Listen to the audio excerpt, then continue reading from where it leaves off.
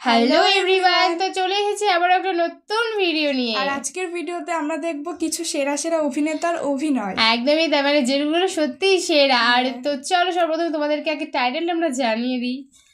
তো বলছে একই গল্পের সিনেমায় 3 নায়কের অভিনয়। একই গল্পের সিনেমায় মানে একই গল্পের মধ্যে তিনজন। একদমই তাই, একই গল্পের সিনেমা নাকি তিনজন। কেমন মানে বেসিক্যালি কারা কারা আছে সেটা অবশ্যই আমরা দেখবো। আর কার মানে অভিনয় তোমাদের বেশি ভালো লাগে সেটা অবশ্যই আমাদেরকে জানিও। আর আমরাও জানাবো যে আমাদের কার অভিনয় বেশি ভালো লাগে। তো আমাদের মেইন ভিডিও কোন ডেস্কটপ বক্সে চলে আসবে, প্লিজ তোমরা ওখান থেকে চেক আউট করে নিও। তো চলো বেশি কথা না বলে ভিডিও শেষে তোমাদের সাথে কথা হবে। তো চলো স্টার্ট ক্যামেরা ক্যামেরা অ্যাকশন। হ্যাঁ হ্যাঁ আমি একটা অপরাধী।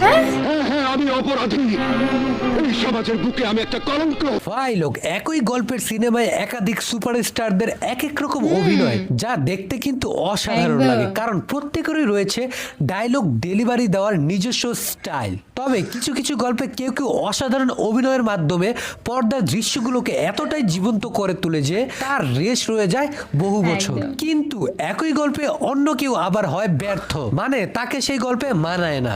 আজকে আমরা আপনাদেরকে দেখাবো এমন কিছু ঐতিহাসিক বাংলা সিনেমা যেখানে একই গল্পের সিনেমায় অভিনয় করেছেন বাংলাদেশের দুইজন নায়ক, তাদের ভিন্ন ভিন্ন নিজস্ব স্টাইলে, এবং সেই সিনেমাকে আবার কলকাতায় বা ভারতেও বানানো হয়েছে। অর্থাৎ একই গল্পের সিনেমায় তিনজন নায়কের অভিনয়। ভিডিও শেষে অবশ্যই আমাকে জানাবেন একদম। কোন সিনেমায় কার স্টাইল, কার ডায়লগ ডেলিভারি আপনার কাছে সবচেয়ে সেরা লেগেছে। তো কি অবস্থা, আমি সজীব, আর আপনারা দেখছেন সজীবের Direct ডাইরেক্ট point। পয়েন্ট। আর আজকের পয়েন্ট হলো best acting in same history.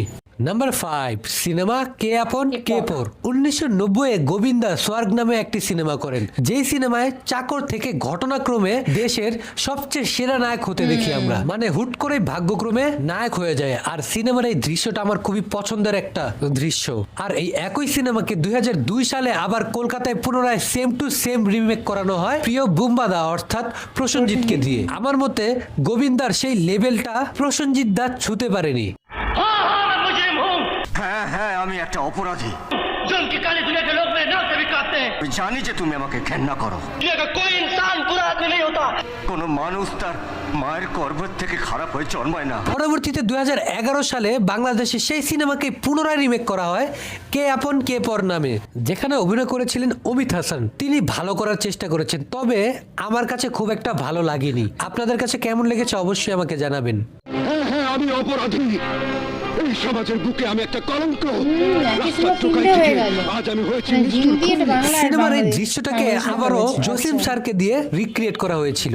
Number 4 cinema দোস্ত দুশমন। বলিউড প্রথমে তৈরি করলেন তাদের ঐতিহাসিক সিনেমা শোলে, যেখানে শোলে। অভিনয় করেছিলেন অমিতাভ বচ্চন, ধর্মেন্দ্রের মতো বড় বড় সুপারস্টাররা। সিনেমায় দুইজন বাহাদুর বন্ধুর দেশের সবচেয়ে বড় ডাকাত সর্দারকে ধ্বংস করার দুঃসাহসী গল্প দেখতে পাই, যেখানে তাদের পারফরমেন্স ছিল টপ গোবিন্দা নচ। সিং। এই সিনেমাটাকে আবার বাংলাদেশে রিমেক করা হয় দোস্ত দুশমন নামে। আর সেই সিনেমায় ওয়াসিম এবং সোহেল রানা একেবারে চমৎকার অসাধারণ দক্ষ অভিনয়ের মাধ্যমে পারফেক্ট ভাবে সিনেমাটি তুলে ধরেছিল দর্শকের সামনে। लोगों को इधर ही रोकता हूँ। চাই আমি তুমি একেলে छोड़कर नहीं। আমি ওদেরকে রুখছি। যা না, তোর যদি কিছু হয়ে যায় টস कर लेते हैं। ঠিক আছে যাও সুখ। তবে সিনেমায় সবাইকে ছাড়িয়ে যায় ভিলেন হিসেবে জসিম স্যার, যার অভিনয় শোলে সিনেমার ভিলেনকেও ছাড়িয়ে গিয়েছিল। দারুণ। তার অভিনয় স্কেল দেখে শোলে সিনেমার ভিলেন পর্যন্ত জসিম স্যারকে প্রশংসায় ভাসিয়েছিলেন। তুমি শুনেছো আমি কি বললাম? শুনেছো? तुमने सुना मैंने क्या कहा? ওই মাথা আমার পা। আয় আয় वो सर ये पैर। এই একই সিনেমাকে আবার পরবর্তীতে বাংলাদেশে মডার্ন রিমেক করা হয় দুজন নতুন নায়ককে নিয়ে, অর্থাৎ বাপ্পারাজ এবং আমিন খানকে দিয়ে। সত্যি কথা বলতে গেলে আমিন খান এবং বাপ্পারাজ অভিনয় করেছিল খুব ভালো, তাদের কষ্টটা পর্দায় ফুটে উঠেছিল, কিন্তু আগের দুইটা সিনেমার সাথে তাদের তুলনা দেওয়া সম্ভব নয়। বিজলি কেটে গ্রামে রেখে আয়, ওকে এখানে একা ফেলে আমি যেতে পারবো না। আমি টস করছি। নাম্বার 3 সিনেমা প্রেমের সমাধি। 1969 সনে প্রথম প্রয়াত কিংবদন্তি রাজ রাজ্জাক স্যার ময়নামতি নামে একটি সিনেমা করেন। সিনেমাটি গ্রামের দুইজন ছেলেমেয়ের এক করুণ প্রেমের গল্প দেখানো হয়, যা ছিল খুবই স্পর্শকাতর এবং হৃদয় বিদারক। ঠিক একই সিনেমাকে রাজ রাজ্জাক স্যারের বড় ছেলে বাপ্পারাজকে দিয়ে রিমেক করানো হয় 1996 সনে প্রেমের সমাধি নামে। আর বাপ্পারাজ অবশ্যই জানতো যে তাকে তার বাবার সাথে তুলনা করা হবে, তাই বাপ্পারাজ প্রেমের সমাধি সিনেমায় তার লাইফের বেস্ট পারফরমেন্স দিয়েছিল। প্রত্যেকটা সিনকে জাস্ট জীবন্ত করে তুলেছিল সে। বিয়ে হয়ে গেছে।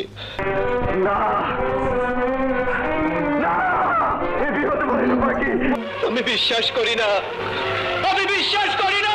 পরবর্তীতে বকুল প্রিয়া নামে প্রসেনজিৎ স্যারকে দিয়ে এই সিনেমাটি কলকাতায় রিমেক করানো হয় পরের বছরই, অর্থাৎ তারা মোটামুটি প্রস্তুতি ছিল। তবে বকুল প্রিয়া সিনেমায় প্রসেনজিৎ স্যারের অভিনয়টা দেখে আপনার কাছে একটু ড্রামাটিক অথবা কিছু একটা কমতি লাগবে। সত্যি কথা বলতে গেলে একটু ডেডিকেশনের কমতি ছিল সিনেমায়। তবে তার চেয়েও যন্ত্রণাদায়ক বিষয় এই যে এই সিনেমাটাকে আবারও বাংলাদেশে রিমেক করানো হয় বাপ্পিকে দিয়ে, আর বাপ্পি সহ সিনেমার বাকিরা মিলে সিনেমাটাকে জাস্ট কবর দিয়ে দিয়েছে। নাম্বার 2 সিনেমা সুলতান।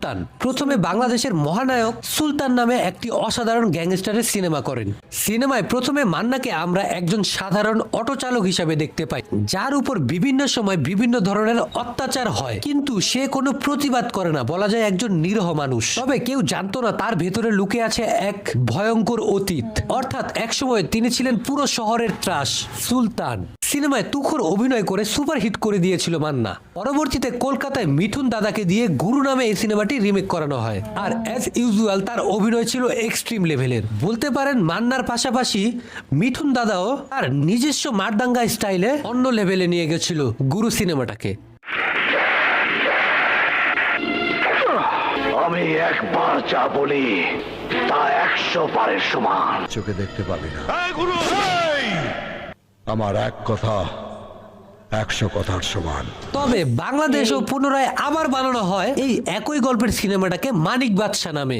সেখানে অভিনয় করেন অ্যাকশন কিং রুবেল। সিনেমাটা সে একেবারেই তার চিরচেনা নিজস্ব ভঙ্গিমায় দর্শকের সামনে প্রেজেন্ট করে, and he is well done in this character.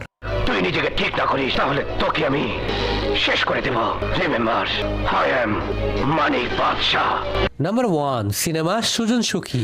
বাংলাদেশের কাল্ট ক্লাসিক সিনেমাগুলোর মধ্যে সুজন সখী সিনেমাটি একটি। সর্বপ্রথম আমাদের মিয়া ভাই খ্যাত জনাব ফারুক স্যার সিনেমাটি করেছিলেন। তবে এই সিনেমাটি সবচেয়ে বেশি আলোচনায় আনেন আমাদের ইন্ডাস্ট্রির প্রিন্স সালমান শাহ। শহরের ছেলে হয়ে একেবারে গ্রামের খাঁটি ছেলে ভূমিকায় ব্রিলিয়ান্ট অ্যাক্টিং এর মাধ্যমে এই সিনেমাটা কি পৌঁছে দিয়েছিলেন এক অনন্য উচ্চতায়। তার অভিনয় ছিল দেখার মতো। দুঃখ যে কি তা বুঝামো কেমনে? আল্লাহ, দুঃখ যে কি তা বুঝামু কেমনে? একজনের জন্য মনটা উদাস উদাস করে, সারা রাত্র ঘুম হয় না। বান্ধব মানুষের আমি দুই চোখে দেখতে পারি না। একজনের জন্য মনটা উদাস উদাস করে, সারা রাত ঘুম হয় না। বান্দর মানুষের আমি দুই চোখে দেখবার পারি না। তবে এই ক্লাসিক সিনেমাটিকে আবার পুনরায় কলকাতায় রিমেক করানো হয় অভিষেক চ্যাটার্জিকে দিয়ে। খুবই দুঃখের বিষয় যে তাদের ভিডিও কোয়ালিটি যতটা ভালো ছিল ঠিক ততটাই দুর্বল ছিল তাদের সিনেমার এক্সিকিউশন। আমার কাছে মনে হয় তাদের সিনেমার লোকেশনগুলো একটা বড় ফ্যাক্টর এই দুর্বল হওয়ার পেছনে। খুঁজে কি তা কি করে বোঝাবো, সারা রাত ঘুম হয় না। আদর মানুষকে আমি দু চোখে দেখতে পারি। তো ভাই লোক, এই সিনেমাগুলোর মধ্যে কোন সিনেমায় কার অভিনয় বাকি দুই অ্যাক্টরের চেয়ে বেশি ভালো হয়েছে এবং কার ব্যক্তিগত স্টাইলটা আপনার কাছে বেশি ভালো লেগেছে অবশ্যই আমার কমেন্টে জানাবেন। তো দেখা হচ্ছে পরবর্তী আরো একটি ইন্টারেস্টিং ভিডিওতে। ততক্ষণ দেখতে থাকুন চজিবের ভাই, সাবস্ক্রাইবটা তো করেন। Direct point. তো ভিডিওগুলো কিন্তু বেশ সুন্দরই ছিল, কিন্তু যেগুলো প্রথম হয়েছে সেগুলোই বেশি, কিন্তু আমার বেসিক্যালি আমার সেগুলো বেশি ভালো মানে লেগেছে। এখানে যারা যারা ছিল সবাই কিন্তু মানে খুব ভালো অভিনয় হ্যাঁ, করে। একদমই তাই। তাদের মধ্যে থেকে যেমন একজনকে বেস্ট বলা একটু কঠিন। একদম, কিন্তু হিসেব অনুযায়ী মানে সালমান শাহ কিন্তু খুবই ভালো অ্যাক্টর। মানে যে কদিন ছিল সে কদিন কিন্তু পুরো আমাদের বাংলাদেশকে পুরো কাঁপিয়ে রেখেছে। ইভেন এখনো যদি থাকতো তাহলে মানে অভিনয়ের দিকে ইন্ডাস্ট্রিটা অনেকটা ডেভেলপ করতো। আর মান্না কিন্তু মানে ওনার অভিনয়ের মানে কোনো কথাই হবে না। আর সাথে রয়েছে তো আমাদের পশ্চিমবঙ্গের মিঠুন চক্রবর্তী স্যার। তো মানে সব মিলিয়ে মিশিয়ে কিন্তু মানে কাকে বলবো, মানে কেউ এরকম কারোর থেকে কম যায় না।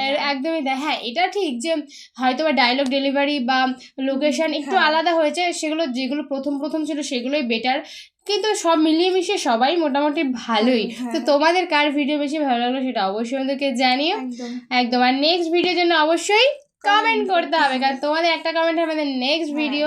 তোমরা যত বেশি করে কমেন্ট করবে আমরা তোমাদের মতো করে ভিডিও নিয়ে চলে আসবো। আর আমাদের দুজনকে তোমাদের কেমন লাগে সেটা তো বলতেই হবে।